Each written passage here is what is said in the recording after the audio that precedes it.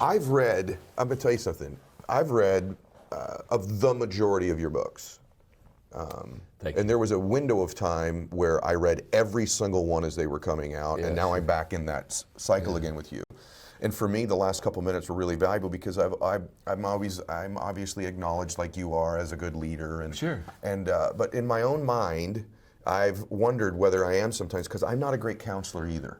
And I mean that, like when people are looking for counsel from me, but what I am, I do feel like I'm really good at identifying giftedness in people. Yes. I see giftedness. I think I'm good at equipping people. And so leaders come in different shapes, sizes, and forms. That was just really a good validation just for me, and I think it would be for certain people listening to this. And so honestly, what you just described is what I enjoy doing most of my life. That's and what why I you're a think leader. Well, I hope very I'm good working leader. on it. Thank you. I just want you to know something. Like the whole interview, everything we're doing today, that was valuable for me because I've struggled even myself. Like, why am I? That's an element of my ability with people that's just limited. I'm not great at counseling people, but I am good at equipping them. So it's just a distinction that I really appreciate. One other thing about teams, and then I want to talk about the new book.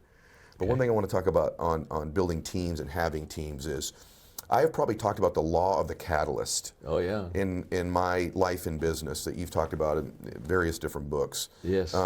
Both identifying them in organizations so that they can grow, and also wanting to be identified as one, as someone coming through an organization. Yes. Could you just talk about, most people listening to this are familiar with your work, but obviously there are people that aren't as well. So what is that law of what is a catalyst in an organization? Why is it important? Why do you want to be one? Well, Ed, that's out of my book, The 17 Laws of Teamwork. And basically, that chapter is about the fact that good leaders have the ability to make things happen. And so when people look at me and they say, okay, John, I'm looking for maybe a potential leader, what's the first thing I look for? The first thing I say for them to look for is, look for somebody that makes things happen. Yes. Because but there's a whole bunch of people, they're wondering what happened. You know what I'm saying? And they're not the one you want to recruit. Right. So I say, go find, because here's what I discovered. If you can make things happen for yourself, you now have the credibility to make things happen for other people. Whoa. If I'm not successful, there is no appeal for you to follow me.